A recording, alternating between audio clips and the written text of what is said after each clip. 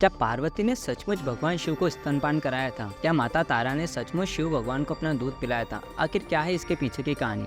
आज हम इस वीडियो में जानेंगे।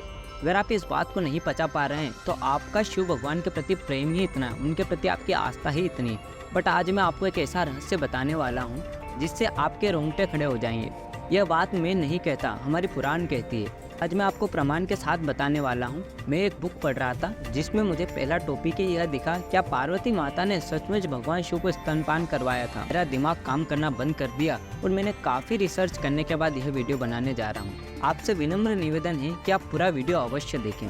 अगर आप चैनल पर नए हैं तो इस वीडियो को लाइक कर दीजिए और हमारे चैनल को सब्सक्राइब कर लीजिए। ब्रह्मानंद द्वारा रचित तारा रहस्य नामक पुस्तक के अनुसार तांत्रिक ग्रंथ तारा रहस्य में देवी तारा की उत्पत्ति का वर्णन किया गया है। यह कथा देवताओं और असुरों के बीच समुद्र मंथन से शुरू होती है। पति पत्नी का सिद्धांत यहाँ लागू नहीं होता है, क्योंकि पदार्थ और तरंग, चेतना और ऊर्जा के बीच का संबंध शिव और शक्ति द्वारा दर्शाया गया है। यदि आप इसकी गहराई को समझना चाहते हैं तो आपको समाज द्वारा बनाए गए मानव के भौतिक संबंधों से परे जाना होगा। यह एक दिव्य ब्रह्मांडीय खेल है जिसे तभी देखा जा सकता है जब एक बूंद यह तय करती है कि वह सागर का एक हिस्सा है और किसी बूंद के रूप से अलग नहीं है। यह कहानी समुद्र मंथन के समय की है। देवी लक्ष्मी एक श्राप के कारण पृथ्वी से गायब हो गई थी और समुद्र में चली गई थी। उन्हें वापस लाने के लिए देवताओं और असुरों ने समुद्र मंथन के लिए एक विशाल पर्वत और वासुकी नाग का इस्तेमाल किया। वे अमृत भी प्राप्त करना चाहते थे जिससे वे अमर हो जाएं। भगवान शिव ने पर्वत को स्थिर आधार देने के लिए कछुए का अवतार लिया और पर्वत को अपनी पीठ पर धारण कर लिया।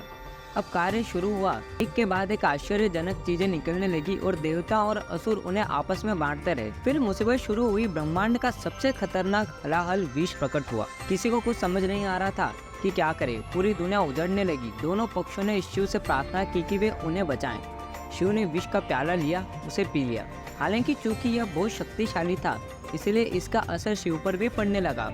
शिव जड़ पदार्थ है, शुद्ध चेतना, शुद्ध आनंद परम है। हालांकि जब पूरे ब्रह्मांड से नकारात्मक ऊर्जा उन पर हमला करना शुरू करती है तो अगर इसे स्थिर नहीं रखा जाता है तो यह असंतुलन पैदा कर सकती है। इसलिए शिव ने इसे अपने गले में केंद्रित रखा और नीलकंठ महादेव, नीले गले वाले का नाम प्राप्त किया। इससे उन्हें बहुत तकलीफ होने लगी और उन्हें अतिरिक्त ऊर्जा की जरूरत थी। वे शुद्ध चेतना थे, उन्हें शक्ति की जरूरत थी। फिर विश्व की आदि शक्ति उन्हें शुद्धतम रूप में ऊर्जा देवी तारा नामक एक नीले रंग की देवी का रूप धारण किया। उन्होंने भगवान शिव को अपना दूध पिलाया और इस तरह हलाहल के कारण होने वाली पीड़ा को दूर किया।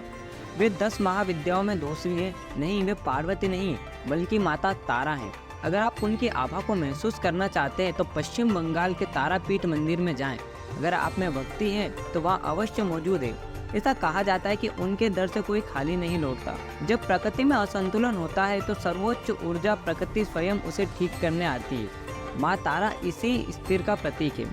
पार्वती ने तारा के रूप में शिव को स्तनपान कराया था ताकि उनके गले में विष के कारण होने वाली पीड़ा कम हो सके। यह ध्यान रखना चाहिए कि तारा 10 महाविद्याओं में से एक है जिनकी पूजा तंत्र सिद्धियों के लिए की जाती है। उन्हें नील सरस्वती भी कहा जाता है। तारा हिंदू और बौद्ध धर्मों में दिखाई देती है। उनके चित्रण अलग अलग है, लेकिन हिंदू और बौद्ध दोनों एक ही मंत्र का जाप करते हैं। तांत्रिक ग्रंथ तारा रहस्य में देवी तारा की उत्पत्ति का वर्णन मिलता है। यह कथा देवता और असुरों के बीच समुद्र मंथन से शुरू होती है। भगवान शिव ने समुद्र मंथन से निकले विष को हलाहल में पी लिया, जिससे उनका गला नीला पड़ गया और उनको नीलकंठ की उपाधि मिली। इस प्रकार उन्होंने दुनिया को विनाश होने से बचाया, लेकिन इसके शक्तिशाली प्रभाव से वे बेहोश हो गए। महादेवी दुर्गा माँ तारा के रूप में प्रकट हुई। भगवान शिव को अपनी गोद में लिया। उन्होंने शिव को दूध पिलाया। उनके स्तनों से निकले दूध ने विष का असर कम कर दिया और भगवान शिव स्वस्थ हो गए। तो भक्तजनों, यह तो सारी स्टोरी बिहाइंड थी। आई होप कि आपको यह वीडियो पसंद आया होगा। आगे आपके लिए हम ऐसी वीडियो लाने वाले हैं, तो जल्दी से हमसे जुड़ जाइए और कमेंट में जय माता दी लिखना ना भूलें।